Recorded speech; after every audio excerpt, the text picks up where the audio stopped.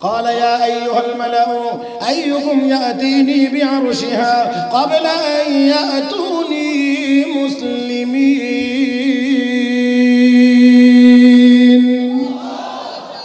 সুলাইমান আলাইহিস সালাতু ওয়াস সালাম বললেন পরিষদের সামনে, বিলকিস আমার দরবারে আসার আগে আগে তার সিংহাসনটা কে আমার দরবারে হাজির করে দিতে পারবা?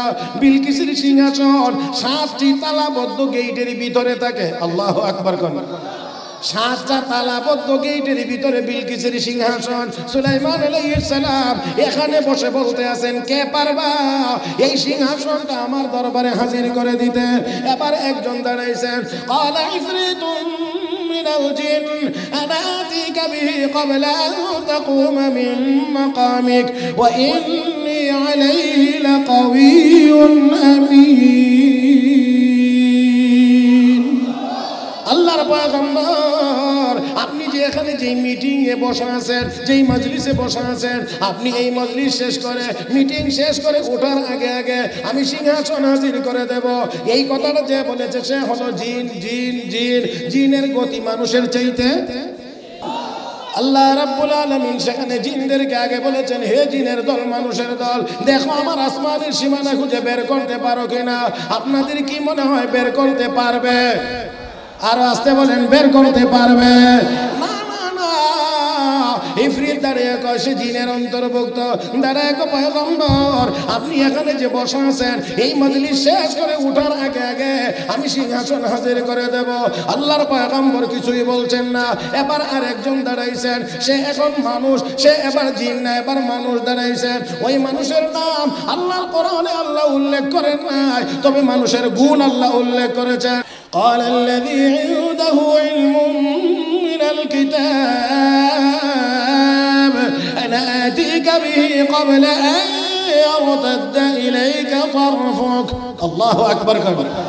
এবার একজন দাঁড়াইলেন তো তার সিনার ভিতরে ছিল আসমানি কিতাবের ইলম। বলেন কি কিতাবের ইলম?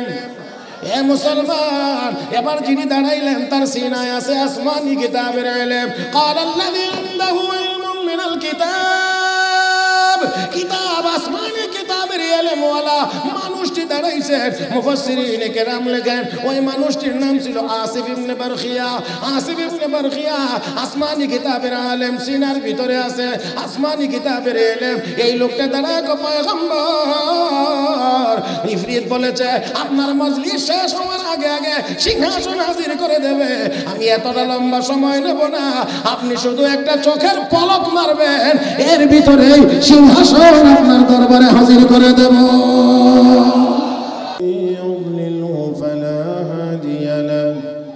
ونشهد أن لا إله إلا الله وحده لا شريك له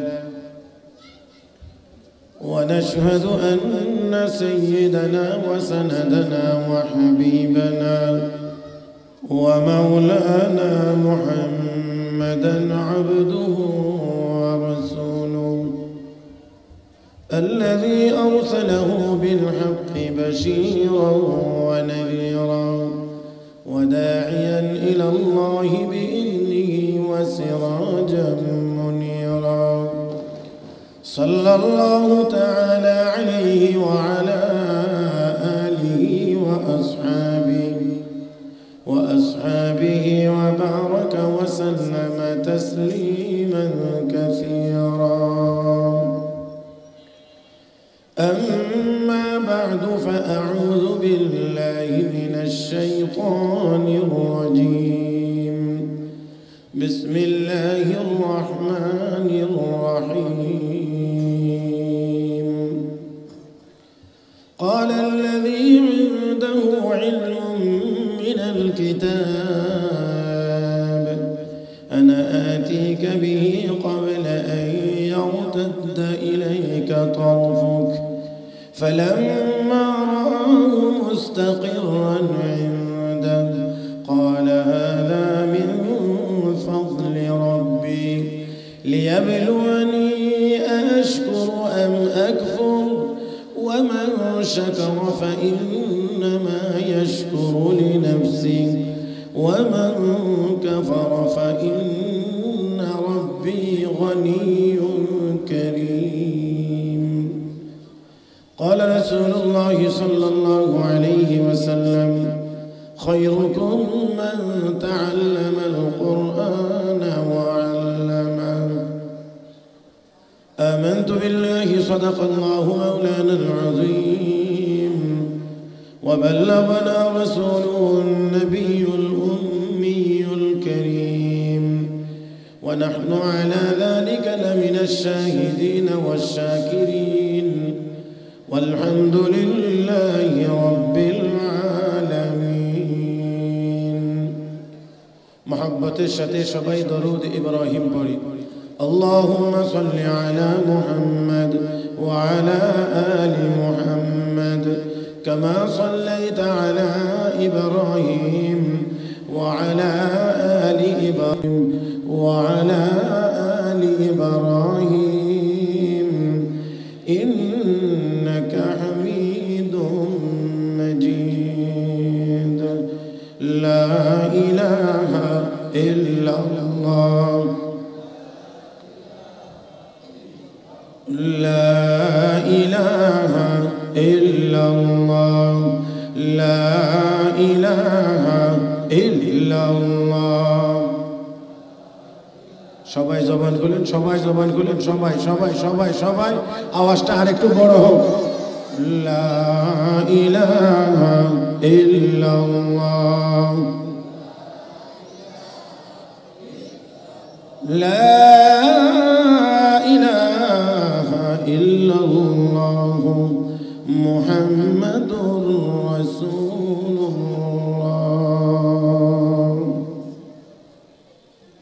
ঐতিহ্যবাহী দ্বীনি শিক্ষা প্রতিষ্ঠান জামিয়া ইসলামিয়া জহিরুদ্দিন আহমদ মাদ্রাসা মানিকনগর ঢাকা কর্তৃক আয়োজিত খতমে বুখারী শরীফ উপলক্ষে আজকের আয়োজিত এই ইসলামী মহাসম্মেলনের মুহতারাম সভাপতি উপস্থিত হযরত উলামায়ে কেরাম সমবেত দ্বীনদার ইমানদার মুসলমান ভাইরা পর্দার আড়ালে অবস্থানরত শ্রদ্ধেয় সম্মানিত মা ও বোনেরা রব্বে করিমের দরবারে শুকরিয়া আদায় করছি যিনি আমাদেরকে অত্যন্ত দয়া করে মায়া করে মেহেরবানি করে আজকের এই বরকতি মজলিসে আসার বসার বুজুর্গানে দ্বীনদের সোহবতে বসার কোরআন হাদিসের কিছু কথা বলার ও শোনার তৌফিক দান করেছেন মহব্বতের সাথে সবাই উচ্চ আওয়াজে পড়ি আলহামদুলিল্লাহ মুহতারাম উপস্থিতি যারা কষ্ট করে এখনো বসা আছেন আমি আপনাদের সকলকে বিনয়ের সাথে জিজ্ঞেস করছি আরো অল্প কিছু সময় কোরআন হাদিসের আলোচনা চলতে থাকলে আপনারা সবাই কি আগ্রহের সাথে শুনতে রাজি আছেন আওয়াজ হয় না হাত তুলতে হবে না আমি আরেকটু আওয়াজ চাই আবারও বলছি আপনারা আরো কিছুক্ষণ সময় কোরআন হাদিসের কথা চলতে থাকলে আগ্রহ সহকারে কি শুনতে রাজি আছেন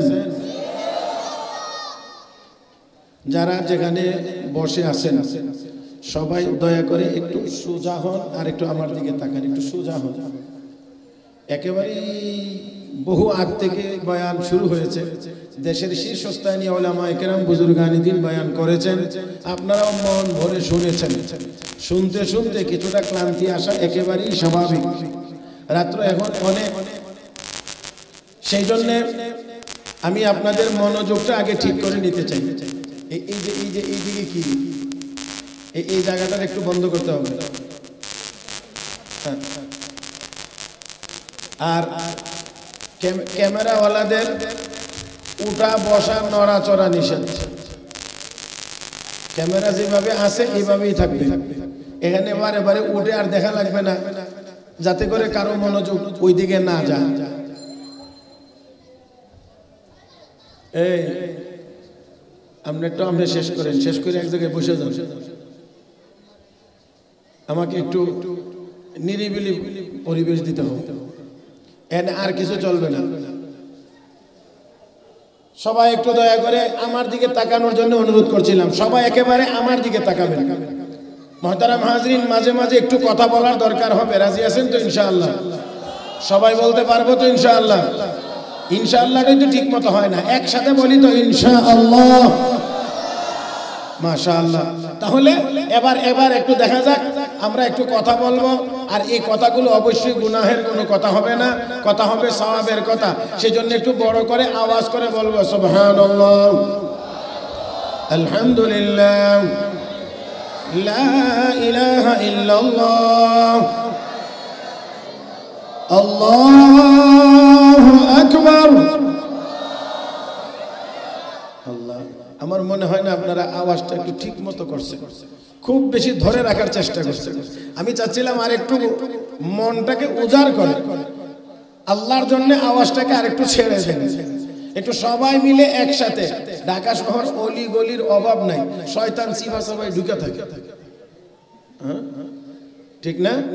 তাহলে যদি ঠিক হয়ে থাকে তাহলে এই অলিতে গলিতে চিপায় চাপায় যেন শয়তান দাঁড়িয়ে থাকতে না পারে, সেই জন্য বলিষ্ঠভাবে আল্লাহু আকবারের দরকার, যাতে করে কোনোভাবেই শয়তান আশেপাশে থাকতে না পারে। আমি তো বলি যে বাংলাদেশেই শয়তান আমরা রাখতে চাই না, এটা একেবারে ইন্ডিয়া পাঠাইয়া দিতে চাই। হ্যাঁ, সবাই মিলে পারবো ইনশাআল্লাহ? তাহলে একসাথে আওয়াজ করে আরেকবার বলি আল্লাহু আকবার। মাশাআল্লাহ। আমি পবিত্র কুরআনুল কারীম থেকে একখানা আয়াত, রাসূল আরবি সাল্লাল্লাহু আলাইহি ওয়াসাল্লামের অসংখ্য অগণিত হাদিস থেকে একেবারে ছোট্ট, পরিচিত, প্রসিদ্ধ, সকলের জানা এমন একখানা হাদিস তেলাওয়াত করেছি।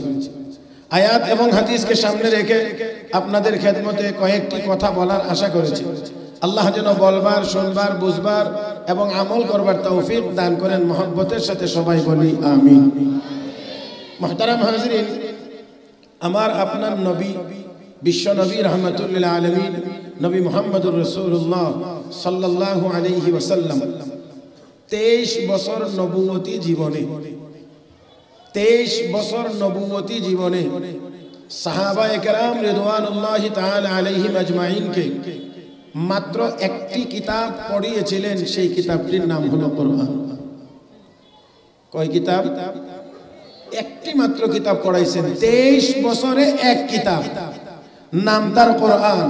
আর এই এক কিতাব পড়ায়া নবী বর্বর মানুষগুলোকে স্বর্ণের মানুষ বানায় দিয়েছে। আমি আপনাদেরকে আগে আরেকটু বলে নিই, আপনাদের ডাইনে বামে কিছু দেখার বাকি আসেনি এখনো অনেকে আমাকে রেখে এইদিকে দেখেন, এদিকে দেখেন রাখি। যদি কিছু বাকি থাকে আমি একসাথে সময় দিয়ে দিই, দেখেন। আর যদি না থাকে কিছু, তাহলে দয়া করে একটু আমাকে দেখে। কারণ সব বড় বড় উলামায়ে কেরাম বুজুর্গানি দ্বীনের বয়ানের পরে আমাকে দেওয়ার অর্থ কি জানেন? মুরগির রোস্ট, গরুর রেজালা, আরো অন্যান্য উন্নত মানের সব খানা দেওয়ার পরে আবার যদি শুরু হয় আলু ভর্তা, ডাল থেকে, তাহলে যেমনটা হয় আসলে অনেকটা এমনই। তারপরেও কর্তৃপক্ষ, আমাদের মাদ্রাসার হযরত মুহতামিম সাহেব দামাত বারাকাতুহুম সহ ওনারা যেভাবে ভালো মনে করেছেন, এটার উপরেই আল্লাহ রাব্বুল আলামিনের খায়ের এবং কল্যাণ আসবে বলে আমি বিশ্বাস করি। সেজন্য আপনারা দয়া করে ডাইন বাম না হয়ে একটু আমার দিকে তাকিয়ে যদি কথাগুলো শুনেন, তাহলে আমার মনে হয় বলেও একটু আরাম পাওয়া যাবে, শুনেও একটু আরাম পাওয়া যাবে। আশা করি কিছু উপকার হইতে পারে, আল্লাহ যেন কবুল করেন। আমাদের নবী 23 বছরে মাত্র এক কিতাব পড়াইছেন, নাম তার কোরআন। এক কিতাব পড়ানোর মাধ্যমে বর্বর মানুষগুলোকে নবী স্বর্ণের মানুষে রূপান্তরিত করেছিলেন।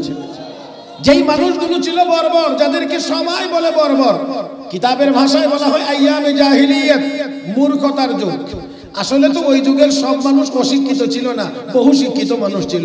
বড় বড় সাহিত্যিক ছিল, বড় বড় কবি ছিল, বড় বড় দার্শনিক ছিল, সবাই তো ছিল। কিন্তু তারপরেও তাদেরকে মূর্খ মানুষ বলা হয়। তাদেরকে ওই সময়টাকে, ওই জমানাটাকে, ওই কালটাকে বর্বরতার সময় বলা হয়। তার মানে হলো কোরআন না থাকার কারণে, ওহির ইলম না থাকার কারণে দুনিয়ার যত ইলম বেশি অর্জন করেছে তত বেশি বর্বর হয়েছে।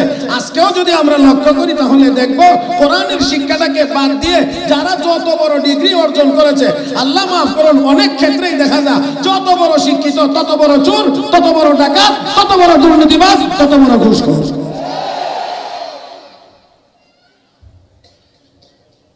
আল্লাহ রাব্বুল আলামিন কোরআনে কারীমের সূরা ইব্রাহিমের একেবারে প্রথম আয়াতে আল্লাহ রাব্বুল আলামিন বলেন, আলিফ লাম রা কিতাবুন আনজালনাহু ইলাইকা লিতুখরিজান নাস মিনাল যুলুমাতি ইলান নূর।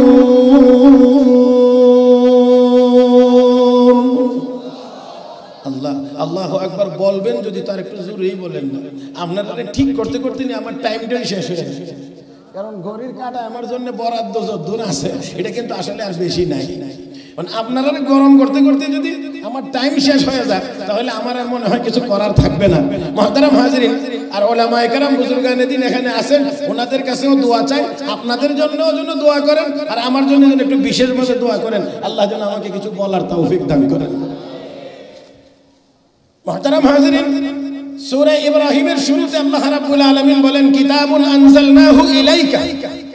মুফাসসিরিনে কেরাম আয়াতের তাফসীরে লিখেছেন আল্লাহ রাব্বুল আলামিন শুরুতেই গুরুত্বটা বুঝিয়ে দিয়েছেন এই কিতাব আসলো কোথায় থেকে, আসলো কার কাছে। কিতাবুন আনজালনাহু, আমি আল্লাহ নাযিল করেছি, কিতাব আমার। এখানে একটি কথা মনে রাখতে হবে, অন্যান্য আসমানি কিতাবগুলো কিতাবুল্লাহ, আর কোরআন হলো কিতাবুল্লাহ ও কালামুল্লাহ। অন্যান্য আসমানি কিতাবগুলো কিতাবুল্লাহ, কোরআন কিতাবুল্লাহ, কালামুল্লাহ।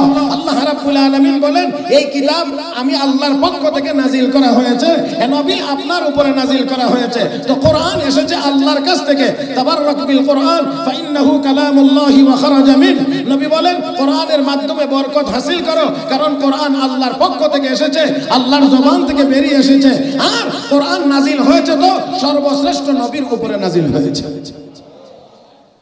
পরিচয়টাও জানতে হবে, কোরআন আল্লাহর কালাম, নাজিল হয়েছে সর্বশ্রেষ্ঠ নবী মুহাম্মদুর রাসূলুল্লাহ সাল্লাল্লাহু আলাইহি ওয়াসাল্লামের উপরে। মুহতারাম হাজিরিন, এই কোরআন আসার আগ পর্যন্ত তারা যতই বড় শিক্ষিত ছিল, কিন্তু শিক্ষিত হওয়ার পরেও প্রকৃত মানুষ হতে পারে নাই। আর কোরআনের শিক্ষা ছাড়া প্রকৃত মানুষ হওয়া কোনোদিন সম্ভব না।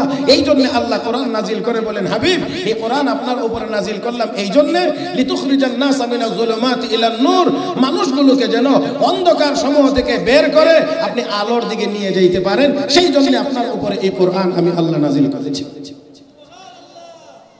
মুহতারাম উপস্থিতি, আমি আপনাদেরকে একটা সূক্ষ্ম কথা বলার চেষ্টা করব। আমি জানি না আমি বুঝাইতে পারবো কিনা, আপনারা বুঝবেন, কিন্তু আমি বুঝাইতে পারবো কিনা সেটা আমি জানি না। বাকি আপনারা যদি খেয়াল করে শুনেন তাহলে আমার দুর্বলতা থাকলেও আপনারা আশা করে বুঝে নেবেন। প্রত্যেকটি মানুষ জীব, কিন্তু প্রত্যেকটি জীব মানুষ না। বুঝাইতে পারি নাই? প্রতিটি মানুষ জীব, কিন্তু প্রতিটি জীব মানুষ না। তাহলে কিছু কিছু দিক দিয়ে জীবের সাথে আমাদের মিল আছে, কিছু কিছু দিক দিয়ে আবার মিল নাই। কিছু কিছু দিক দিয়ে মিল আছে, যেমন আমরা যেমন খাই গরুও খায়, আমরা যেমন পান করি গরুও পান করে, আমরা যেমন ঘুমাই গরুও ঘুমায়। তাহলে জীব হিসাবে পানাহার করতে পারাটা এটা আমাদেরও যেমন আছে, এটা গরু ছাগলের অন্যান্য জীবজন্তু জানোয়ারেরও আছে। তাহলে বেশি খাইতে পারা, বেশি ঘুমাইতে পারা, এটা তো বেশি দামি মানুষ হওয়ার কোনো লক্ষণ বা আলামত বা কোনো দলিল না। হ্যাঁ, এটা হলো জৈবিক চাহিদা। জীব হিসাবে বেঁচে থাকার জন্য আমাদেরও পানাহারের প্রয়োজন, গরুরও পানাহারের প্রয়োজন। এবার একটু খেয়াল করে বুঝবেন, এখন যদি কোনো মানুষ বিদ্যা অর্জন করে, এলেম অর্জন করে, শিক্ষা লাভ করে, শিক্ষায় শিক্ষিত হয়, উদ্দেশ্য যদি হয় বেশি খাইতে পারা আর বেশি ঘুমাইতে পারা, বেশি বেতনে চাকরি করার মাধ্যমে বেশি পরিমাণে খাওয়া, আর বিশাল বড় আলিশান বাড়ি বানানোর মাধ্যমে বেশি পরিমাণে ঘুমানো, তাহলে এই শিক্ষার দ্বারা আর যা কিছুই হোক কোনো মানুষ শিক্ষিত মানুষ হতে পারে না, সে একটা শিক্ষিত জীব হইতে পারে। আল্লাহ ভালো জানেন আমি বুঝাইতে পারছি কিনা। সে শিক্ষিত জীব হইতে পারে। তাহলে শিক্ষিত জীব আর শিক্ষিত মানুষ দুইটা এক জিনিসের নাম না। শিক্ষিত জীব আর শিক্ষিত মানুষ দুইটা এক জিনিসের নাম না। তাহলে যেই লেখাপড়ার উদ্দেশ্য হয় শুধু দুনিয়া কামাই করা, শুধুমাত্র দুনিয়া কামাই করা, এই শিক্ষার মাধ্যমে কোনো মানুষ মানুষ হতে পারে না। আর রহমান আল্লামাল কোরআন খালাকাল ইনসান, দয়াময় তিনি যিনি শিক্ষা দিয়েছেন কোরআন, সৃষ্টি করেছেন মানুষ। অতএব যেই মানুষ কোরআন শিখবে সেই প্রকৃত অর্থে আল্লাহর দরবারে মানুষ বলে গণ্য হতে পারবে। যদি এতটুকু কথা আপনারা বুঝে থাকেন তাহলে এবার বলেন, মানুষ হওয়ার জন্য, আমি আবারও বলছি, মানুষ হওয়ার জন্য কোরআনের এই শিক্ষার দরকার নাই না আছে? আরেকটু আসতে বললেন। হ্যাঁ, কোরআনের মানুষ হওয়ার জন্য কোরআনের এই শিক্ষা থাকার দরকার নাই না আছে? না থাকার কারণে আজ মুসলমানের সিনায় কোরআনের এই ইলম না থাকার কারণে আমরা প্রকৃত মানুষ হতে পারি নাই, প্রকৃত ঈমানদার হতে পারি নাই, যার কারণে আমরা দুর্বল। মনে রাখবেন, কোরআনের আলো যদি ভিতরে না থাকে তাহলে অবশ্যই ভিতরটা হবে দুর্বল দুর্বল দুর্বল দুর্বল। আর যত দুর্বল হবে তত বেশি বাতিলের সামনে মাথা নত হবে। আর কোরআনের ইলম যদি ভিতরে থাকে তাহলে ভিতর হবে সবল। দুনিয়ার কোনো বাতিল কোরআনওয়ালাদের সামনে চোখ রাঙানোর সাহস করতে পারে না। এই কারণে ব্রিটিশরা যখন এই দেশে এসেছিল তখন সর্বপ্রথমেই তারা যেই কাজটা করার চেষ্টা করেছিল সেটা হলো কোরআনের শিক্ষাটা কেমন করে বন্ধ করে দেওয়া যায়, এই শিক্ষাটা বন্ধ করে দেওয়া যায়। আমার ভাইয়েরা, যদিও তারা চলে গেছে কিন্তু তারা এমন কিছু করে গিয়েছে যেগুলোর কারণে এখনো পর্যন্ত জন্ম নেয় মুসলমানের ঘরে সন্তান, কিন্তু লেখাপড়া করে, তাদের ধ্যান ধারণা পোষণ করে, তাদের মতোই কথা বলে। কাফের বেঈমানরাও যেই কথা বলতে না পারে ইসলামের বিরুদ্ধে, আমাদের দেশে তথাকথিত কিছু শিক্ষিতরা ওই তাদের ধাঁচের হওয়ার কারণে তাদের চেয়ে আরো বেশি মারাত্মক কথা ইসলামের বিরুদ্ধে তারা বলবার সুযোগ পেয়েছে। আলহামদুলিল্লাহ, এতক্ষণে গিয়ে আপনাদের চেহারা সুরতে বোঝা যায় যে কিছু বলা যাবে বলে মনে হইতেছে। এখন চেহারা সুরতে বোঝা যায় কিছুটা খিদা লাগছে। আমি জানি না আপনারা কোন খিদা বুঝছে, কিছুটা খিদা লাগছে বলে এখন মনে হয় কিছুক্ষণ বলা যাবে আর কি। আল্লাহ সবাইকে তৌফিক দান করুন। এবার আমার সাথে আরেকটু আওয়াজ করে কথা বলবেন। আমি আপনাদেরকে খুব লম্বা সময় কষ্ট দেব না, খুব লম্বা সময় না, অল্প সময়ের মধ্যেই কথা শেষ করব। বাকি যতক্ষণ চলবে ততক্ষণ যেন চলার মতো চলে, একটু আওয়াজ করতেই হবে। আমি আবারও বলছি, মানুষ বানানোর জন্য, প্রকৃত মানুষ বানানোর জন্য এই মাদ্রাসাগুলো, এই কোরআনের প্রতিষ্ঠানগুলো টিকে থাকার দরকার নাই না আছে? আর একটু আওয়াজ করে বলেন, নাই না আছে? যদি কেউ বন্ধ করে দিতে চায়, যদি কেউ কোরআনের প্রতিষ্ঠানের উপরে আঘাত করতে চায়, শিক্ষা ব্যবস্থাটাকে বন্ধ করে দিতে চায়, তাহলে অবস্থা কি হবে, কি হইতে পারে? আমার মনে হয় বেশি দূরে যাওয়ার দরকার নাই। একেবারে অতি সম্প্রতি আমরা যদি একজন আমাদের দেশের সাবেক এক বিচারপতির অবস্থা দেখি তাহলেই মনে টের পাবো কোরআনের বিরুদ্ধে দাঁড়াইলে অতীতে যারা দাঁড়াইছে তাদেরও হয়েছে খারাপ পরিণতি। আমাদের দেশের মানিকের পরিণতি যেমন সকলেরই হবে তেমন। আল্লাহ আমাদের সবাইকে বোঝার তৌফিক দান করুন। আমি কথা বড় করব না, শুধু প্রাথমিক কয়েকটি কথা আপনাদেরকে একটু মনোযোগী করে তোলার জন্য আমি বলছি। শুধু এই কথাটা বোঝানোর জন্য কোরআনের শিক্ষা এটা হলো আমাদের শক্তি। এই সিনার ভিতরে রাসূল বলছেন, ইন্নাল্লাযী লাইসা ফি জাওফিহি শাইউন মিনাল কোরআন কাল বাইতিল খারিব। যেই সিনার ভিতরে কোরআনের সামান্যতম এলেমও নাই, এটা হলো একটা খালি বাড়ি। আপনারা অবশ্যই জানবেন, কোন ঘরের ভিতরে যদি কোনো মানুষ না থাকে তাহলে এই ঘরে অনেক পোকামাকড়ে বাসা বাঁধে, ছোটটাও বাঁধে, বড়টাও বাঁধে, এমনকি মহাশক্তিশালী মাকড়সাও বাসা বাঁধে। আরে বুঝেন নাই? মহাশক্তিশালী মাকড়সাও সেই ঘরের মধ্যে বাসা বাঁধে। কারণ কি? এই ঘরের মধ্যে কেউ বসবাস করে না। যেই সিনার ভিতরে কোরআনের ইলম থাকে না, এখানে হাজারো বাতিল শক্তি, কুফরি শক্তি, শয়তানি শক্তি বাসা বাঁধে।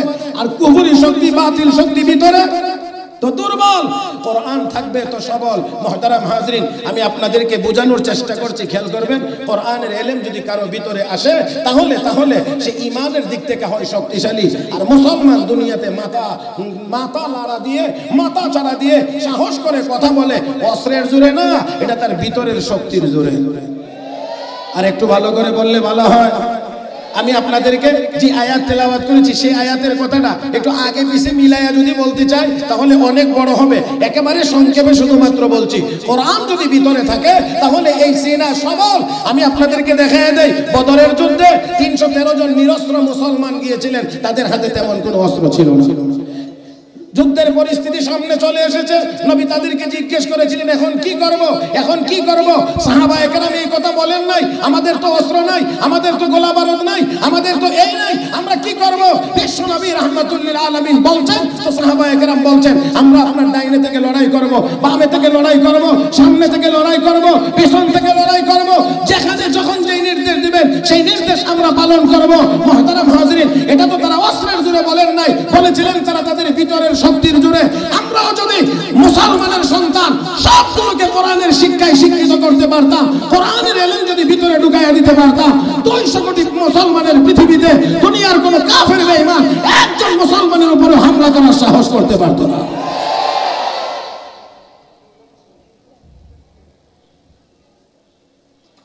আসুন, মুসলমান যা কিছুই করে এটা শুধু শারীরিক শক্তির বলে করে না, এটা তার আধ্যাত্মিক ক্ষমতা বলে করে। আর কোরআন ভিতরে নাই, এই সিনা কখনোই সবল হতে পারে না, এটা কখনোই সবল হতে পারে না, এটা দুর্বল হইতে পারে। আমরা খেয়াল করার চেষ্টা করি, একজন ব্যক্তির কথা পর্যন্ত আমি আসার চেষ্টা করব। সাইয়েদনা হযরত সুলাইমান আলাইহিস সালাতু ওয়াস সালাম, তিনি একজন সম্রাজ্ঞী, একজন মহিলা, নাম তার বিলকিস। তার কাছে সুলাইমান আলাইহিস সালাতু ওয়াস সালাম একটা চিঠি লিখেছিলেন। চিঠি, এই চিঠিটা লিখেছিলেন সুলাইমান আলাইহিস সালাতু ওয়াস সালাম খুব নরম ভাষায় না, একটু শক্ত ভাষা। এই চিঠির বিষয়বস্তুটা ছিল আল্লাহ তাআলু আলাইয়া ওয়াতুনি মুসলিমিন, ক্ষমতার গরম না দেখায়া আমার সামনে আত্মসমর্পণ করে হাজির হয়ে যাবে। আপনাদের কি মনে হয় খুব নরম ভাষা না গরম? ক্ষমতার গরম না দেখায়া আমার সামনে আত্মসমর্পণ করে হাজির হয়ে যাও। সাইয়েদনা সুলাইমান আলাইহিস সালাতু ওয়াস সালামের এই চিঠি পাঠিয়েছিলেন একটা পাখির মাধ্যমে। সেই পাখিটার নামও আল্লাহ কোরআনে উল্লেখ করেছেন, নাম তার হুদহুদ। সাইয়েদনা সুলাইমান আলাইহিস সালাতু ওয়াস সালামের এই চিঠি যেই সম্রাজ্ঞীর কাছে, যেই বিলকিসের কাছে পাঠানো হয়েছে, মুফাসসিরিনে কেরাম লিখেছেন এই বিলকিসের সেনাবাহিনীতে 12,000 জেনারেল ছিল, এক একজন জেনারেলের অধীনে 1 লাখ করে সেনাবাহিনী ছিল। সামরিক দিক থেকে দুর্বল না সবল? সামরিক দিক থেকে দুর্বল না সবল? সুলাইমান আলাইহিস সালাম সেই ম্যাডামকে চিঠি লিখে বলেন ক্ষমতার গরম না দেখায়া আমার সামনে আত্মসমর্পণ করে হাজির হয়ে যাবে। চিঠিটা পাওয়ার পরে অবস্থাটা কেমন হতে পারে বলে আপনাদের মনে হয়, এটা অবশ্যই আপনারা একটু খেয়াল করবেন যে এত শক্তিশালী একজন মহিলার কাছে এই চিঠি পাঠানো হয়েছে। চিঠিটার অ্যাকশন কি হবে? এই হুদহুদ নামের পাখির মাধ্যমে চিঠিটা পাঠানো হয়েছে। একেবারে তার বেডরুমে তার বুকের উপরে চিঠি নিয়ে রাখছে। ঘুম থেকে ওঠার পরে এই চিঠি পাওয়ার পরেই তিনি তার পরিষদ ডাকলেন, ডেকে এবার এই চিঠির কথা তাদেরকে শুনাইলেন, অবহিত করলেন এই চিঠিটা আমি পাইছি। ইন্নাহু মিন সুলাইমান ওয়া ইন্নাহু বিসমিল্লাহির রহমানির রহিম আল্লা তা'লু আলাইয়া ওয়াতুনি মুসলিমিন।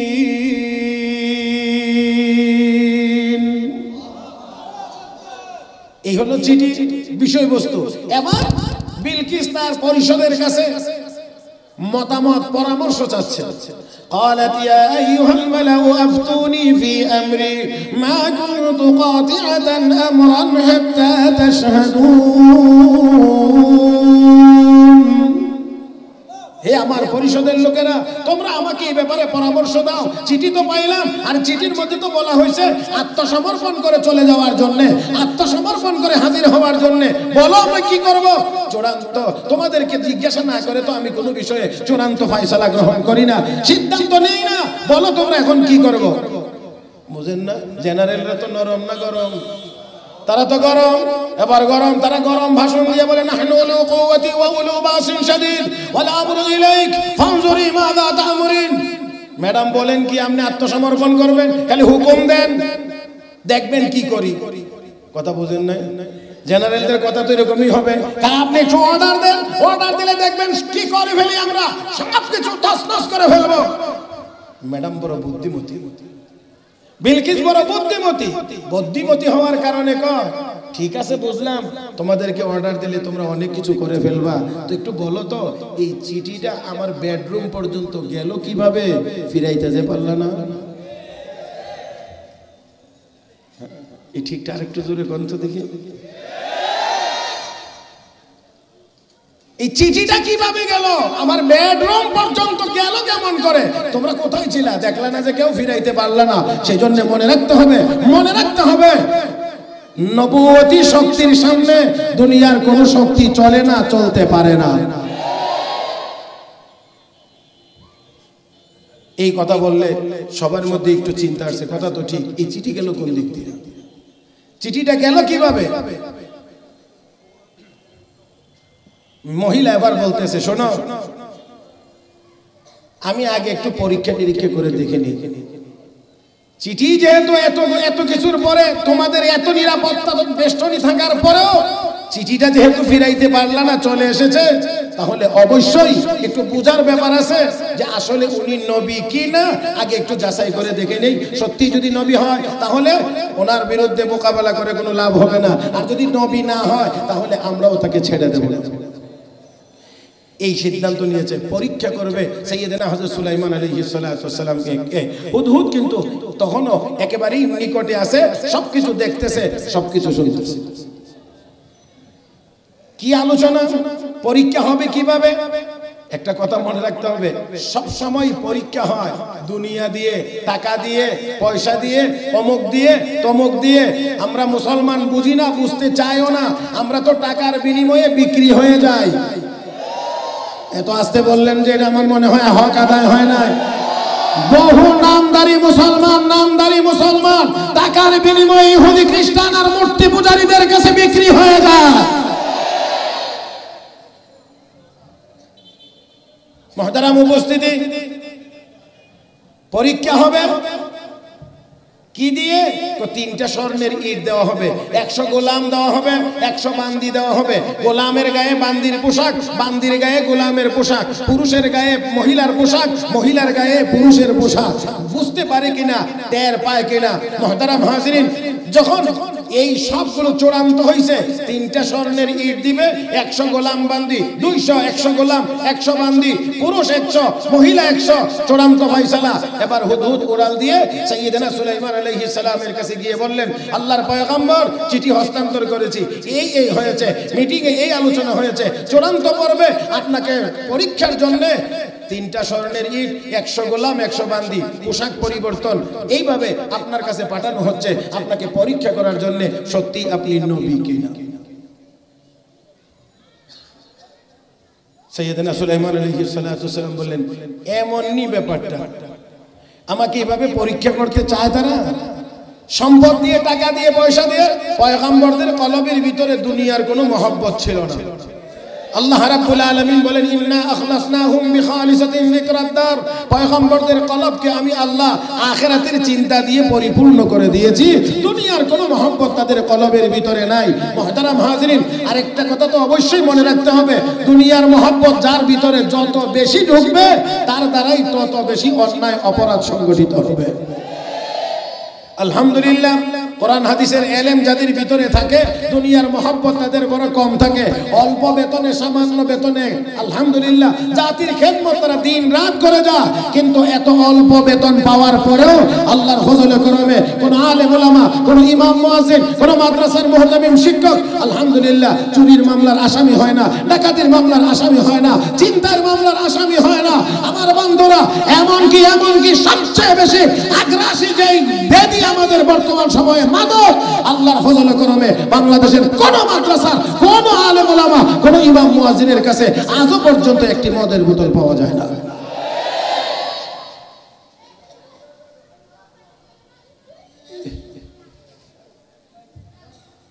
সাইয়েদনা হযরত সুলাইমান আলাইহিস সালাতু ওয়াস সালাম এবার জানতে পারলেন এমন নাকি বিষয়। সুলাইমান আলাইহিস সালাতু ওয়াস সালাম এবার বললেন, এই জিন্নাতের ডুবুরি দলটা কোথায়? এই জিন্নাতের ডুবুরি দলটা কোথায়? লাব্বাইক, আল্লাহর পয়গম্বর আমরা হাজির। কি করতে হবে? সমুদ্রের তলদেশে ডুব দাও, ডুব দিয়ে দেখো কি পরিমাণ স্বর্ণ পাওয়া যায়, এগুলি সব উঠায় নিয়ে আসো। আর রোডস এন্ড হাইওয়ে ইঞ্জিনিয়ারদেরকে বলা হয়েছে যন্ত্রপাতি নিয়ে রেডি থাকো। ম্যাডাম, ওই তারা স্বর্ণের ইট নিয়ে আমার আসার আগে আগে এই স্বর্ণ দিয়ে রাস্তা বানাইতে থাকো। মুফাসসিরিন ইকরাম লিখেন রাস্তা বানাইছে 9 মাইল। কয়টা স্বর্ণের ইট নিয়ে আইতেছে? মাত্র না মাত্র। তারপরে সুলাইমান আলাইহিস সালাম বললেন যে না, এতটুকু পর্যন্তই হবে না, এতটুকু পর্যন্তই হবে না। সমুদ্রের তলদেশ থেকে অদ্ভুত জানোয়ার এই স্বর্ণের রাস্তার উপরে এসে বেঁধে রাখো, যাতে করে এই জানোয়ারগুলি এটার উপরেই থাকে, এটার উপরেই বসে, এটার উপরেই খায়, এটার উপরেই যেন আরো যা যা আছে পেশাব পায়খানা সব যেন করে। তারা যেন এসে দেখলেই মনে করে সর্বনাশ, এই দেশের স্বর্ণ তো আমাদের দেশের মাটির চেয়েও অনেক সস্তা। হ্যাঁ, এই বিশাল অবস্থা। তারা তো আসতেছে মনে মনে ভাবছে অনেক কিছু। এবার আস্তে আস্তে দেখে সামনে স্বর্ণের রাস্তা। সুলাইমান আলাইহিস সালামের দরবার এখনো 9 মাইল বাকি। এখন 3টা স্বর্ণের ইটওয়ালাদের অবস্থা কি? একজন আরেকজনের দিকে তাকা, আর একজন আরেকজনের বলতেছে কি করবে? 3টা স্বর্ণের ইট নিবে না এখানেই ফেলে দিবে? কিন্তু নেত্রীর নির্দেশ নিয়ে যাইতে হবে, এই জন্য নিয়ে যাওয়া। সুলাইমান আলাইহিস সালামের কাছে যেই মাত্র গিয়ে পেশ হয়েছে, সামনে গিয়ে হাজির হয়েছে। সুলাইমান আলাইহিস সালাম লাঠি দিয়ে গুতা দিয়ে পুরুষকে মহিলা আর মহিলাকে পুরুষ বানাইলে কেন? এটা তো হুদহুদ আগে জানায়া দিয়েছে। আরে আগে জানায়া দিয়েছে, জানায়া দেওয়ার তো দরকার হয় না। আল্লাহর পয়গম্বর, পয়গম্বর না পয়গম্বরের উম্মতের ভিতরে তো আল্লাহ রাব্বুল আলামিন এমন ব্যক্তি রেখেছেন যারা সামনের দিকে চললেও আল্লাহ মাঝে মাঝে তাদেরকে পিছনে কি আছে সেই খবর পৌঁছায় দেয়। আমি আপনাদেরকে এতগুলো বলতে পারবো না, এত দূর পর্যন্ত নিতে পারবো না। একটা কথা একেবারে আপনাদেরকে শোনাইতে চাই, তা হলো সাইয়েদনা হযরত ওমর ফারুক রাদিয়াল্লাহু তাআলা খেলাফতের সময়ে হযরত আলী কাররামাল্লাহু ওয়াজহাহু বলেন, আমি শুয়েছিলাম, ঘুমিয়েছিলাম, স্বপ্নে দেখি আল্লাহর নবী মিম্বরে বসে বয়ান করতেছেন, আমরা সবাই শুনতেছি, আমি একেবারে পিছনে। এমন সময় একজন মহিলা কিছু খেজুর নিয়ে আসছে, আয়েশা বলতেছেন, আলী এগুলো আমার নতুন বাগানের নতুন খেজুর, নবীর কাছে পৌঁছায়া দেন। এই খেজুরগুলো নবীও যেন খান, সাহাবীদের মধ্যেও যেন বন্টন করে দেন। আমি স্বপ্নের ভিতরে খেজুর নবীর কাছে নিয়ে দিলাম। আল্লাহর নবী সেখান থেকে আমাকে একটা খেজুর দিলেন। খেজুর খাইতে লাগলাম, বড় মজা লাগতেছিল।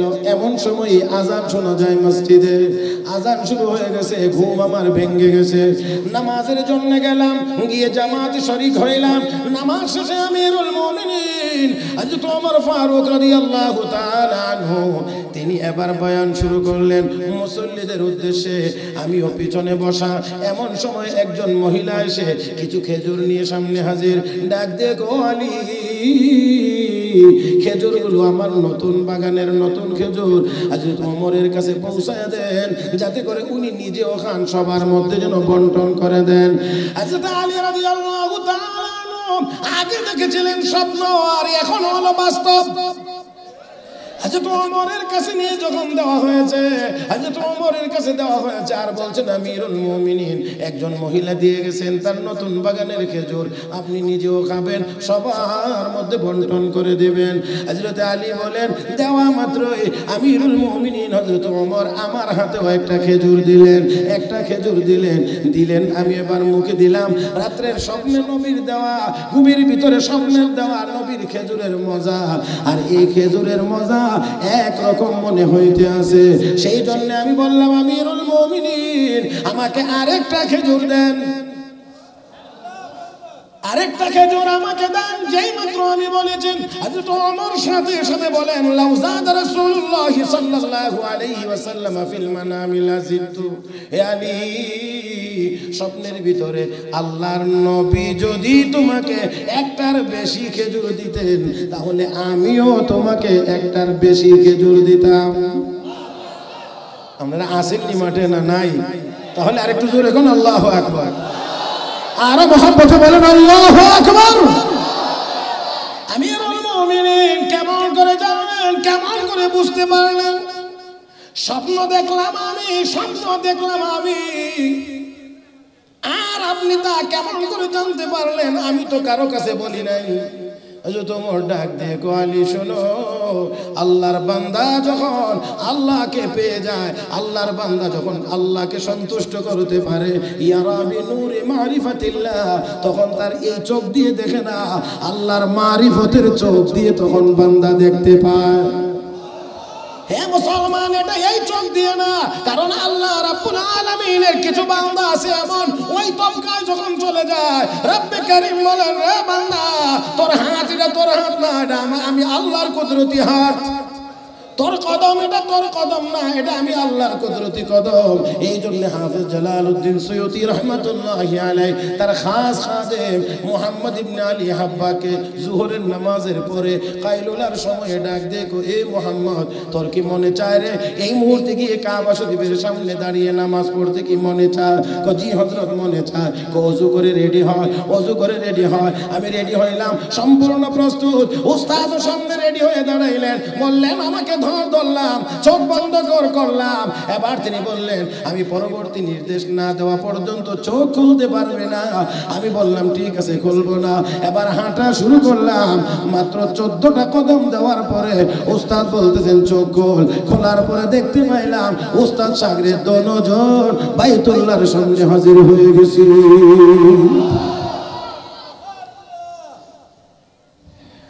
হযরত মাওলানা আব্দুর রহমান জামি রাহমাতুল্লাহ আলাইহি, যাকে আমরা সংক্ষেপে বলি মোল্লা জামি, বায়াত হওয়ার জন্য, মুরিদ হওয়ার জন্য, আধ্যাত্মিক সম্পর্ক গড়ার জন্য সমকালীন এক বড় বুজুর্গের কাছে গেছেন। বড় বুজুর্গ হযরত খাজা উবাইদুল্লাহ হারার রাহমাতুল্লাহ আলাইহি গেছেন। বড় বুজুর্গের কথা শুনে গিয়ে দেখেন ওনার বাড়ির চতুর্দিকে বড় বিশাল বাউন্ডারি।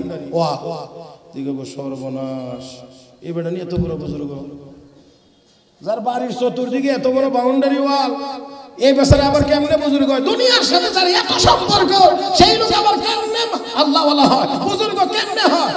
এই জন্য মনের খুবে রাগে ওয়ালের মধ্যে লেখছে নামার দস্ত আকে বা দুনিয়া দুস্তেদারত। ওই ব্যক্তি কোনো মানুষই না যে দুনিয়ার সাথে এত মহব্বত রাখে। গেছিল কি আর লাগি? বায়াত হওয়ার লাগি, মুরিদ হওয়ার লাগি, ফিরসাব মনে করিয়া, বুজুর্গ মনে করিয়া। এখন কি লেখছে কি? নামার দস্ত আকে বা দুনিয়া দুস্তেদারত। এটা দোয়া, এটা কোনো মানুষই না যে দুনিয়ার সাথে এত মহব্বত রাখে। এই কথা লিখেই মসজিদে গিয়ে ঘুমাইছে। স্বপ্ন দেখে কিয়ামত কায়েম হয়ে গেছে। আর আল্লাহ বলছেন, এই মৌলবী যাও জান্নাতে যাও। এখন জান্নাতের দিকে দিছে দৌড় দিলে রাস্তায় একদল লোকে গিয়ে আটকাইছে। এই মাওলানা সাহেব কিছু ভাবনা দানা আছে, লেনদেন আছে, পরিষ্কার করে যান। এমনি আরেকজন লোক আইছে, আরেকজন এসে বলছে আছে, এই মাওলানা সাহেব জান্নাতে যাবে, আটকাইলা কেন? কিছু ভাবনা দানা আছে। ভাবনা দানাটা আমি দিয়ে দেই, তবু মাওলানাকে ছেড়ে দাও, সে জান্নাতে চলে যাক। যেই স্বপ্নে যেই লোকটাকে দেখছেন বলতেছে ছেড়ে দাও, আমি পাওনা পরিশোধ করব, সেই ব্যক্তিটাই হযরত খাজা উবাইদুল্লাহ আহরা রাহমাতুল্লাহ আলাইহি। ইতিমধ্যে আযান শুরু হয়ে গেছে, ঘুম ভাঙছে, চাঁদ চলছে। মুয়াজ্জিনের আল্লাহু আকবারের প্রথম আল্লাহু আকবারের রা এখনো উচ্চারণ শেষ হয় নাই। তাকায়া দেখেন স্বপ্নের সেই লোক মসজিদে প্রবেশ করতেছে। আল্লাহ, আমি মনে হয় বুঝাইতেই পারতেছি না আপনাদেরকে, নাকি আপনারাই কোনো খেয়াল করতেছেন না, বুঝতেছি না। মুহতারাম হাজরিন, এখন চোখ খোলার পরে দেখে ওই লোক এখন কয় মুয়াজ্জিনের প্রথম আল্লাহু আকবারের রা উচ্চারণ হওয়া শেষ হওয়ার আগে যেই লোকের মসজিদে আসা তার সম্পদে ঠেকাইতে পারে না, সেই লোক অবশ্যই আল্লাহর ওলি ছাড়া আর কিছু হতে পারে না। এখন নিয়ত করছে যে আসছিলাম তো জায়গা মতোই, এখন নামাজের অপেক্ষা। নামাজ পড়লেন, নামাজের পরে হযরত যখন বের হয়ে এবার চলে যান, উনিও পিছনে পিছনে হাঁটেন। কিছু বলার মতো সাহস করতে পারতেছেন না যে এখন কি বলবেন।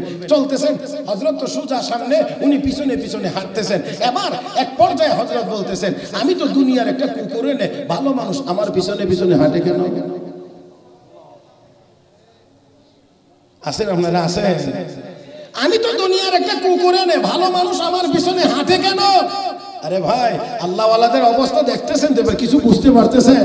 উনি হাঁটেন সামনে, চলছেন সোজা, এখন পিছনে পিছনে কে আসছে সেই দিক নাই, দেখা নাই, শুধু বলতেছে আমি তো দুনিয়ার একটা কুকুর এনে ভালো মানুষ আমার পিছনে হাঁটে কেন? এমনি সামনে গিয়ে হযরত ভুল হয়ে গেছে, মাফ করে দেন, আল্লাহর রাস্তায় মাফ করে দেন। মাফ করবো তো ঠিক আছে, ওয়ালে কি লিখছিল? ওয়ালে লেখছি নামার দাস আকে বা দুনিয়া দোস্তেদার, কথা হলে এটা আধা লাইন হয়েছে, অর্ধেকটা হয়েছে, আর বাকি অর্ধেক লাইন লেখো। মাফ করে দেন, আমার পক্ষে আর লেখা সম্ভব না, যদ্দূর লিখছে উত্তরই তো বিয়াদবি হয়েছে, আর লিখতে পারবো না। কথা হলে তুমি যদি না পারো তা আমি বলি তুমি লেখো, আগেরটার সাথে মিলাই তুমি লেখো। তুমি কি লিখছো? নামার দাস আকে বা দুনিয়া দোস্তেদার। ওই ব্যক্তি কোনো মানুষই না যে দুনিয়ার সাথে এত সম্পর্ক রাখে। তো আমি বলছি এখন তুমি লেখো, আগার দারাত বরায়ে দোস্তেদার, যদি সম্পর্ক রাখে তো আল্লাহর সন্তুষ্টির জন্যই রাখে। এখন দুইজনে মিলাইয়া হইছে নামার দাস আকে বা দুনিয়া দোস্তেদার, আগার দারাত বরায়ে দোস্তেদার। মিল আসেনি? মিল আসেনি? শুনতে মিল লাগেনি আপনাদের কাছে? এ মুসলমান, তো আমার বলার কথা ছিল, হাঁটে তো সামনের দিকে, পিছন দিক দিয়ে যে আসতেছে এটাও তো আল্লাহর ওলি। আল্লাহর ওলি টের পাইছেন। মাওলানা জালালউদ্দিন রুমি রাহমাতুল্লাহ আলাইহি দার্স দিচ্ছিলেন। এমন সময় হযরত শামসুদ্দীন তিবরিজি রাহমাতুল্লাহ আলাইহি সামনে গিয়ে জিজ্ঞাসা করলেন, কিতাবাদি তো সব সামনে, জিজ্ঞেস করলেন কি এগুলো কি?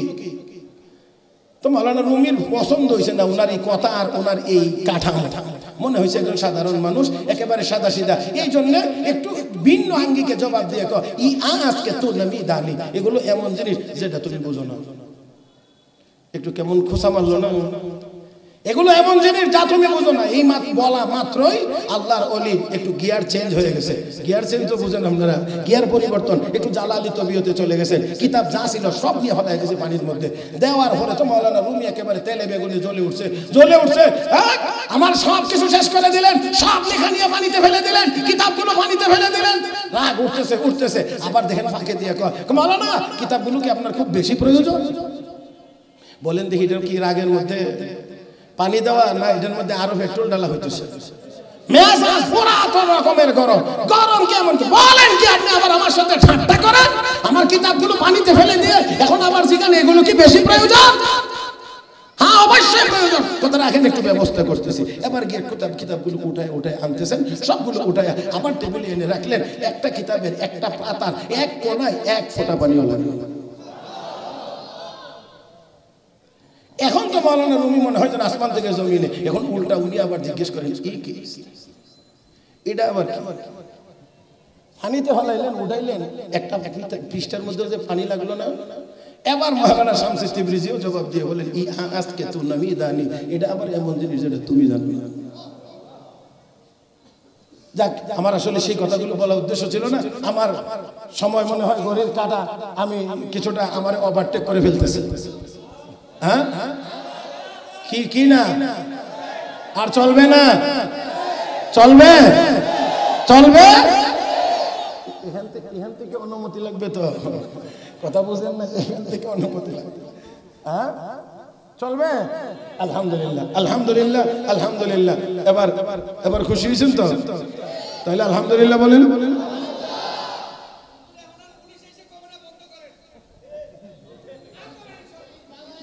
মাশাআল্লাহ। জি শোনেন,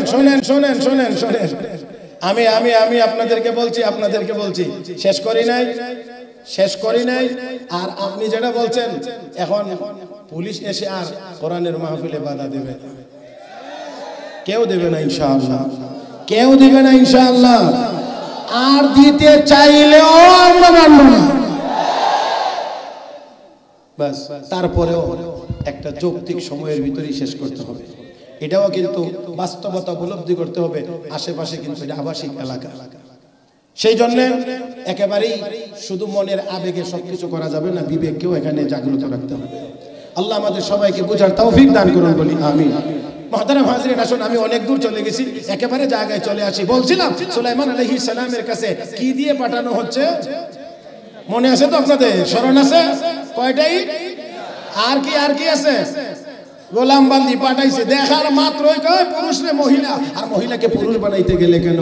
পরীক্ষা ফেল না পাস। আর কি আছে? তিনটা স্মরণের কি? ফালাম্মা জাআ সুলাইমান ক্বালা তুমিদ্দুনানি বিমাল ফামা আতানি আল্লাহু খায়রুম মিম্মা আতাকুম বাল আনতুম বিহাদিয়াতিকুম তাফরাহুন। সুলাইমান আলাইহিস সালামের কাছে যখন স্বর্ণ পেশ করেছে, আল্লাহর পয়গম্বর কয় আমাকে টাকা দিয়ে সম্পদ দিয়ে পরীক্ষা করার জন্য এসেছো, সাহায্য করার জন্য এসেছো। আমার আল্লাহ আমাকে যা দিয়েছে তোমাদেরটার চাইতে বেশি দিয়েছে। হে মুসলমান, উন্নতটা দিয়েছে।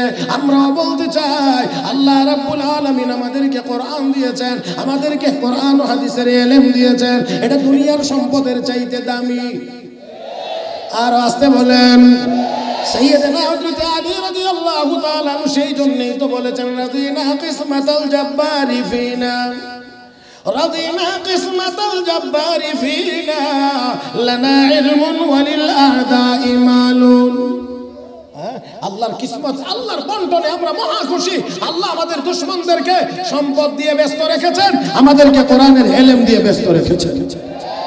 আর আস্তে আর আস্তে এই জন্য তো আমি বলি করোনাকালীন সময়ে আমাদের দেশের স্যারেরা, প্রফেসরেরা, অধ্যক্ষরা, অধ্যাপকেরা ঘরে শুয়ে শুয়ে বেতন পেয়েছে। কেউ কোনোদিন বলেন আমাদের স্কুল খুলে দেন, কলেজ খুলে দেন, ইউনিভার্সিটি খুলে দেন, কিন্তু আমাদের মাদ্রাসার এই মোল্লারা বেতন টেতনের কোনো খোঁজ খবর নাই, পাবে কিনা তাও জানে না। তারপরেও গিয়ে মন্ত্রীর ধারে ধারে ঘুরে গিয়ে কয় আমাদের মাদ্রাসা খুলে দেন, আমাদের মাদ্রাসা খুলে দেন, আমাদের মাদ্রাসা খুলে দেন। আল্লাহর ফজলে করমে সেই করোনাকালীন সময়েও মাদ্রাসাগুলো খোলা ছিল, মাদ্রাসাগুলো খোলা ছিল। আর আল্লাহর ফজলে করমে সারা বাংলাদেশে একটা মাদ্রাসার কোনো ছাত্র শিক্ষক করোনায় আক্রান্ত হয়ে মারা যায় নাই। শুধু আমাদেরকে শেখানো হয়েছিল 3 ফুট, মসজিদেও গিয়ে দেখি দাগ দিয়ে রাখছে 3 ফুট দূরে দূরে, মানে 3 ফুটে এর ফাঁকে আর কেউ দাঁড়াইতে পারে।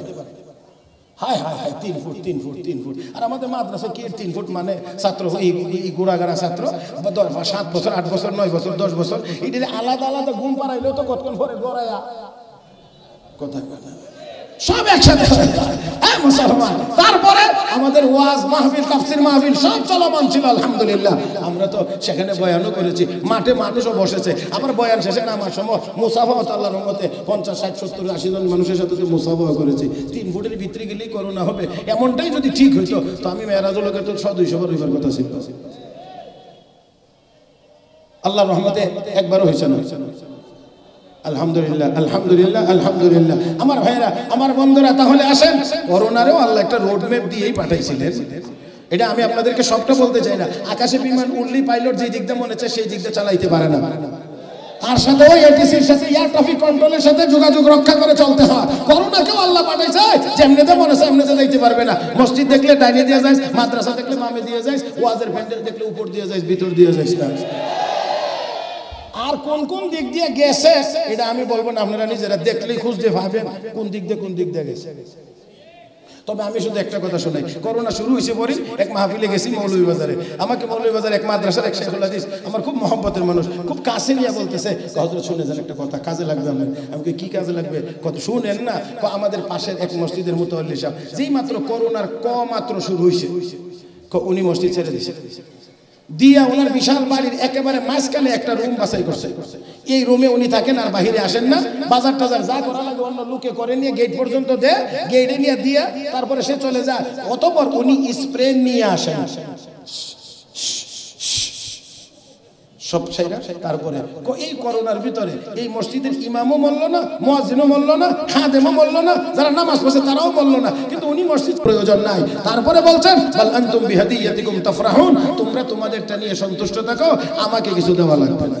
তবে যাইবার আগে একটু শুনে যাও, হযরত সুলাইমান আলাইহিস সালাম একটা হুমকি খুব ভালোভাবেই দিয়েছেন, খুব ভালোভাবে দিছেন। আপনারা আমার দিকে তাকায় শুনবেন। প্রথমে হুমকি তো হুমকির মতো হওয়া লাগবে, তারপরে তেলাওয়াতের মতো হবে। ইরজি ইলাইহিম ফালানাতিয়ান্নাহুম বিজুনুদিন লা কিবালা লাহুম বিহা ওয়া লানুখরিজান্নাহুম মিনহা আযিল্লাতান ওয়া হুম সাগিরুন। এটা হলো হুমকির ভাষা। কিন্তু আল্লাহর কোরআনে আল্লাহ বলছেন ইরজি ইলাইহিম ফালানাতিয়ান্নাহুম বিজুনুদিন লা কিবালা লাহুম বিহা ওয়া লানুখরিজান্নাহুম মিনহা আযিল্লাতান ওয়া হুম সাগিরুন। যাও যাও, তোমাদের লোকদের কাছে যাও, তোমাদের ম্যাডামকে গিয়ে বলো আমি এমন শক্তিশালী বাহিনী নিয়ে আসতেছি যার মোকাবেলা করার মতো ক্ষমতা তোমাদের ম্যাডামের। লাঞ্ছিত আর অপমানিত করে দেশ থেকে বের করে দেব। আরো আসতে করেন, আরো আসতে করেন। বাকিটা আপনারা মিলাইয়া নিয়েন, আমি তো সব মিলাইয়া দিতে পারবো না। দেশ থেকে লাঞ্ছিত আর অপমানিত করে বের করে দেওয়া হবে। সুলাইমান আলাইহিস সালাতু ওয়াস সালাম বলেছেন নবুয়তি শক্তির কথা। আরো আসতে করেন না কেন? নবুয়তি শক্তির কথা। আমরা বলছি কোরআন বিরোধী শক্তি যারা আছো, কোরআনের বিরুদ্ধে যারা কথা বলতে চাও, এই বাংলার জমিনে থেকে কোরআনের বিরুদ্ধে, ইসলাম আর মুসলমানের বিরুদ্ধে এক লাইন লেখার সুযোগ আর কোনোদিন তোমাদেরকে দেওয়া হবে না। সুলাইমান আলাইহিস সালাতু ওয়াস সালাম এই ঠিক মতো যখন হুমকিটা দিয়ে দিলেন, যাও গিয়ে বলো আসতেছে, এবার দুজন খুব দ্রুত গতিতে ম্যাডামের কাছে গিয়ে সব ফেরত। কি ব্যাপার, কিছুই দিয়ে রাখলো না, স্বর্ণ দিয়ে ফেরত রাখেন। যাওয়া মাত্রই লাঠি দিয়ে গুতা দিয়ে কয় পুরুষরে মহিলার, মহিলারে পুরুষ বানাইছো কেন? আর স্বর্ণের কথা, তিনটা স্বর্ণের ইট। যাওয়ার আগে 9 মাইল রাস্তা স্বর্ণ দিয়ে বানিয়ে রাখছে। আপনার এই স্বর্ণের ইট তো নিতেই চাইছিলাম না, রাস্তায় তো ফেলে দিতে চাইছিলাম, কিন্তু আপনার নির্দেশ পালনের জন্য শুধুমাত্র নিয়েছি। আর তারপরে গিয়ে যাওয়ার পরে এগুলি আমাদেরকে ফেরত দিয়ে দিচ্ছে, কইছে এটি নিয়ে আমরাই সন্তুষ্ট থাকতাম। আর কি বলছে, উনি বলে আসতেছে। আপনারা মনে আমার দিকে তাকাইছেন না? হ্যাঁ, কি উনি আসতেছেন? কি আসতেছেন? এমন শক্তিশালী বাহিনী নিয়ে আসতেছেন যে আপনি এটাকে মোকাবেলা করার ক্ষমতা রাখেন না, আর আপনাকে লাঞ্ছিত করে দেশ থেকে বের করে দেওয়া হবে। ওরে বাবারি, ভূমিকম্প শুরু হয়ে গেছে ভিতরে। আর দরকার নাই, তাহলে কি করা যায়? তাহলে এখন চিঠির উপরে আমল করা দরকার। চিঠির কথা কি আপনাদের মনে আছে? আল্লাহ তাআলা আলাইয়া ওয়া আতুনি মুসলিমিন, ক্ষমতার গরম না দেখায়া আত্মসমর্পণ করে হাজির হয়ে যাও। এখন এই চিঠির উপর আমল করা উচিত। তাহলে এবার তার বিশাল বহর নিয়ে সুলাইমান আলাইহিস সালামের উদ্দেশ্যে রওনা। সুলাইমান আলাইহিস সালাম সিংহাসনে বসা, হঠাৎ করে দেখে অনেক দূরে ধূলিঝড়, অন্ধকার হয়ে যাচ্ছে। কি ব্যাপারে এত ধূলিবালি উঠছে? কি হযরত ম্যাডাম আসতেছে, ম্যাডাম আসতেছে। আচ্ছা ঠিক আছে, তাহলে একটা ব্যবস্থা করো। বলে কি ব্যবস্থা? নবুয়তের দরবার থেকে যেন ঈমান সারা ফেরত যাইতে না পারে, ঈমান সারা যেন ফেরত যাইতে না পারে, সেই ব্যবস্থাটা করো। সুলাইমান আলাইহিস সালামের তো বাহিনী আছে না নাই? কয় না কেন? নাই না আছে? আছে, আছে, আছে।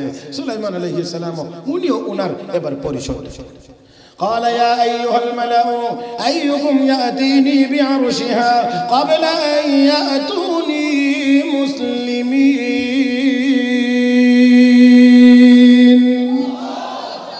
সুলাইমান আলাইহিস সালাতু ওয়াস সালাম বললেন পরিষদের সামনে, বিলকিস আমার দরবারে আসার আগে আগে তার সিংহাসনটা কে আমার দরবারে হাজির করে দিতে পারবা?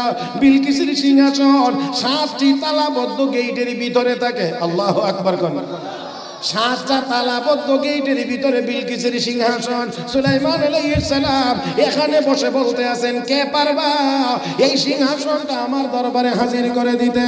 এবার একজন দাঁড়াইছেন, ক্বালা ইফরিতুম মিনাল জিন আনা আতিকা বিহি ক্বাবলা আন তাকুমা মিন মাকামিক ওয়া ইন্নী আলাইহি লাকাওয়িয়্যুন আমিন। আল্লাহর পয়গম্বর, আপনি যে এখানে যেই মিটিং এ বসে আছেন, যেই মজলিসে বসে আছেন, আপনি এই মজলিস শেষ করে, মিটিং শেষ করে ওঠার আগে আগে আমি সিংহাসন হাজির করে দেব, এই কথাটা যে বলেছে সে হলো জিন। জিন জিন জিনের গতি মানুষের চাইতে, জিনের গতি মানুষের চাইতে বেশি বেশি বেশি। এই জন্যই তো আমার আল্লাহ আসমানের সীমানা খোঁজার ক্ষেত্রে আগে জিনদেরকে বলেছেন, আগে মানুষদেরকে বলেছেন পরে। ইয়া মাশারাল জিন্নি ওয়াল ইনস ইন ইসতাতাতুম আন তানফুযু মিন আকতারিস সামাওয়াতি ওয়াল আরদ ফানফুযু লা তানফুযুনা ইল্লা বিসুলতান।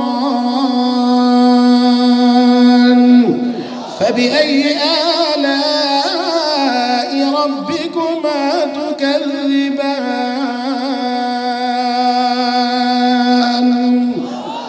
আল্লাহ রাব্বুল আলামিন সেখানে জিনদেরকে আগে বলেছেন, হে জিনের দল, মানুষের দল, দেখো আমার আসমানের সীমানা খুঁজে বের করতে পারো কিনা। আপনাদের কি মনে হয় বের করতে পারবে? আর আসতে বলেন, বের করতে পারবে? ইফরিত দাঁড়িয়ে কয় সে জিনের অন্তর্ভুক্ত, দাঁড়ায় কয় পয়গম্বর আপনি এখানে যে বসে আছেন এই মজলিস শেষ করে উঠার আগে আগে আমি সিংহাসন হাজির করে দেব। আল্লাহর পয়গম্বর কিছুই বলছেন না। এবার আরেকজন দাঁড়াইছেন, সে এখন মানুষ, সে এবার জিন না এবার মানুষ দাঁড়াইছেন। ওই মানুষের নাম আল্লাহর কোরআনে আল্লাহ উল্লেখ করেন নাই, তবে মানুষের গুণ আল্লাহ উল্লেখ করেছেন। কালাল্লাযী ইনদাহু ইলমুম মিনাল কিতাব। বলেন না একটু, আর একটু জোরে বলেন। কালাল্লাযী ইনদাহু ইলমুম মিনাল কিতাব আনা আতীকা বিহি ক্বাবলা আন ইয়ারতাদ্দা ইলাইকা তারফুক। আল্লাহু আকবার কবির। এবার একজন দাঁড়াইলেন তো তার সিনার ভিতরে ছিল আসমানি কিতাবের ইলম। বলেন কি কিতাবের ইলম? এ মুসলমান, এবার যিনি দাঁড়াইলেন তার সিনায় আছে আসমানি কিতাবের ইলম। কালাল্লাযী ইনদাহু ইলমুম মিনাল কিতাব, কিতাব আসমানি কিতাবের ইলম ওয়ালা মানুষটি দাঁড়াইছে। মুফাসসিরিন কেরাম লেখেন ওই মানুষটির নাম ছিল আসিফ ইবনে বারখিয়া। আসিফ ইবনে বারখিয়া আসমানি কিতাবের আলেম, সিনার ভিতরে আছে আসমানি কিতাবের ইলম। এই লোকটা দাঁড়ায় কয় পয়গম্বর ইফরিত বলেছে আপনার মজলিস শেষ হওয়ার আগে আগে সিংহাসন হাজির করে দেবে। আমি এতটা লম্বা সময় নেব না, আপনি শুধু একটা চোখের পলক মারবেন, এর ভিতরেই সিংহাসন আপনার দরবারে হাজির করে দেব।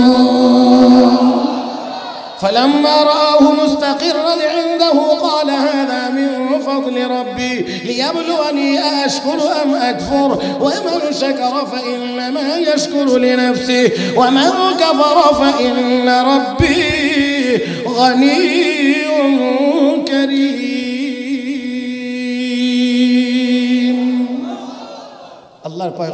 আল্লাহর পয়গম্বর সুলাইমান আলাইহিস সালাম চোখের পলক মাইরেই দেখেন সিংহাসন হাজির।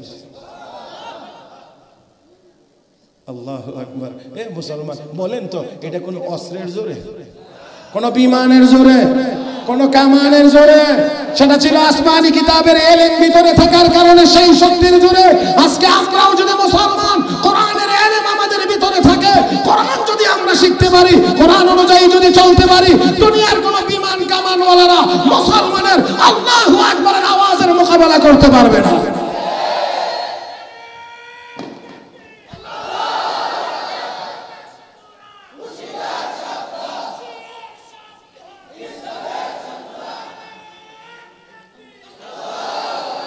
মাশাআল্লাহ মাশাআল্লাহ। শেষ সময় হইলেও একটা তাকবীর একজনের দিছে।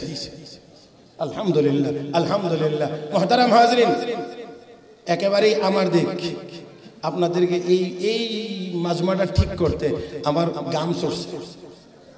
কথা বুঝেন নাই? দেন এত শীতের ভিতরে, এত বাতাসের ভিতরে আমার গাম মোছা লাগে, টের পান নাই? তাহলে আমারও তো কিছু বলা কওয়ার আছে না? মুহতারাম হাজরিন, তাহলে আসেন সাইয়েদনা সুলাইমান আলাইহিস সালাতু ওয়াস সালাম চোখের পলক মারলেন। চোখের পলক মারতে কতক্ষণ লাগে? এই 1 সেকেন্ড লাগেনি। আরো কম। এটা হলো আসলে 1 সেকেন্ড কইছে কেলে জানেননি? 1 সেকেন্ডের নিচের আর কোনো সময় আমাদের জানা নাই। এই জন্য আর এর নিচে আর যাবে কোথায়? ঠিক না? সেকেন্ডের নিচে আর আমাদের মাপের কোনো সময় নাই। আমি বলি সেকেন্ডেরও যদি ভাগ করা হয় তাহলেও মনে হয় এখানে কোনো এক ভাগের মধ্যে হবে। সুলাইমান আলাইহিস সালাম চোখের পলক মারলেন, মাইরেই দেখেন সিংহাসন। ফালাম্মা রাআহু মুস্তাকিররান ইনদা, যখন দেখলেন সিংহাসন হাজির, তখন আবার আমাদের এই আধুনিক শিক্ষার মতো না, আমার ছাত্র রেজাল্ট ভালো হইলে আমার ছাত্র, এটা না। সুলাইমান আলাইহিস সালাম বলেন হাযা মিন ফাদলি রাব্বি, এটা আমার আল্লাহর দয়া। এটা হলো নবুয়তি ইলমের শিক্ষা, এটা হলো নবুয়তি শিক্ষা, এটা নবুয়তি ইলম। হাযা মিন ফাদলি রাব্বি, এটা আমার আল্লাহর দয়া, অনুগ্রহ। কেন আমার আল্লাহ দয়া করেছেন? লিয়াবলুয়ানি আশকুরু আম আকফুর, আমি নিয়ামত পাইয়া শুকরিয়া আদায় করি না অকৃতজ্ঞ হই, এটা আমার আল্লাহ পরীক্ষা করতে চান।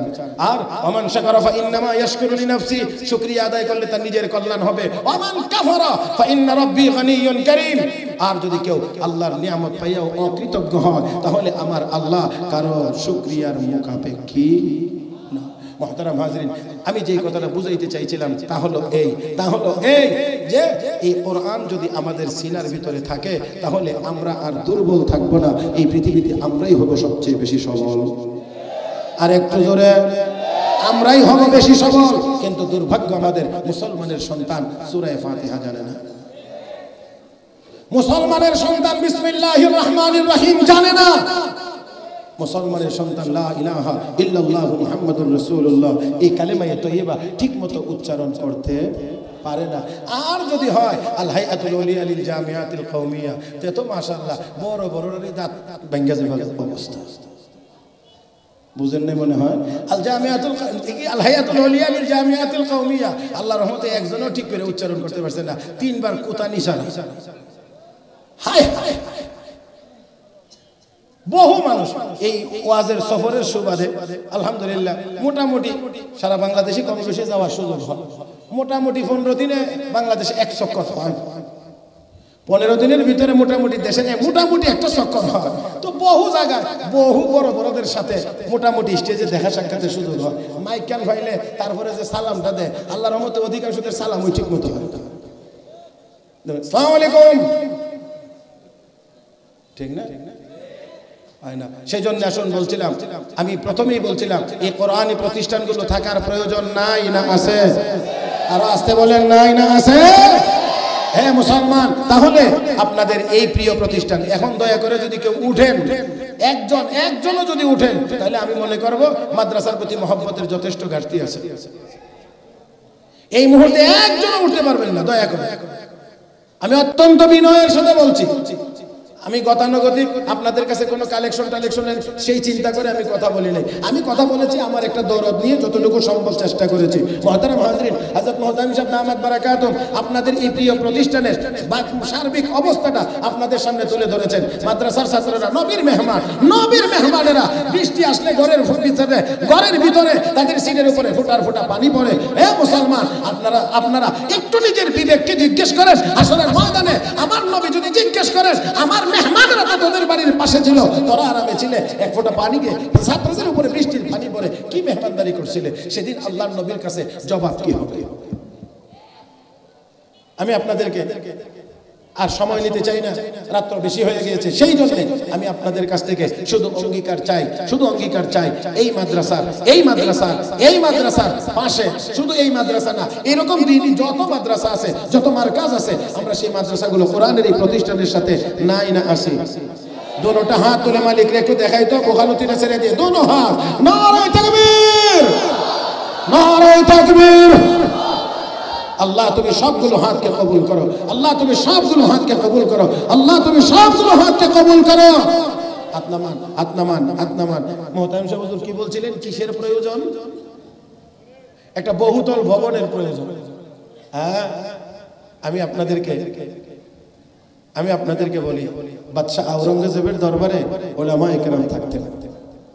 আমাদের এক বুজুর্গের জবানে একদিন শুনেছি, তাহাজ্জুদের সময় উনি গিয়ে খালি ট্যাঙ্কিগুলো পানি দিয়ে ভরে দিতেন স্বয়ং বাদশাহ আলমগীর।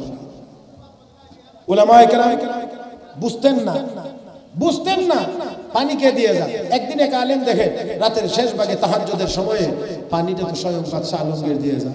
উঠে বললেন, বাদশাহ আপনি পানি দিয়ে যান? হ্যাঁ আমি পানি দিয়ে যাই। তাহলে এটা আপনি করতে হবে না, খেদমতটা আমি করবো। বাদশাহ আলমগীর বলেন, আমি করবো, আপনি করবেন না। আর আপনি যে আমাকে দেখছেন আমি পানি দিয়ে যাই, এটাও কারো কাছে বলবেন না, বলতে পারবেন।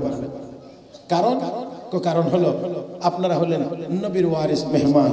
আমার দরবারে হাসরের দিন নবী যদি আমাকে জিজ্ঞেস করে, তোমার দরবারে তোমার নায়েবে নবীরা ছিল, তাদের খেদমতে কি করেছিলে তুমি? তখন তো এতটুকু বলতে পারবো, জি ইয়া রাসূলুল্লাহ, আপনার নায়েবে নবী উলামায়ে কেরামের তাহাজ্জুদের পানিটা ব্যবস্থা করে দিয়েছিল।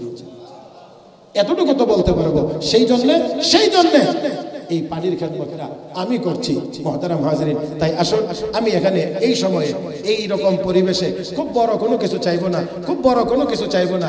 আমি এই মজলিস থেকে আল্লাহর একজন বান্দা, এখানে লম্বা কোনো কালেকশন করার উদ্দেশ্য আমার না, আর এই মুহূর্তেও না। এই জন্য শুধুমাত্র আপনাদের কাছ থেকে এই মাদ্রাসার সাথে এটা আমাদের এক বুজুর্গ বলেন, কালেকশন নয়, এটা কানেকশন। হুজুর কি এটা? আল্লাহ আপনারা একটু এখানে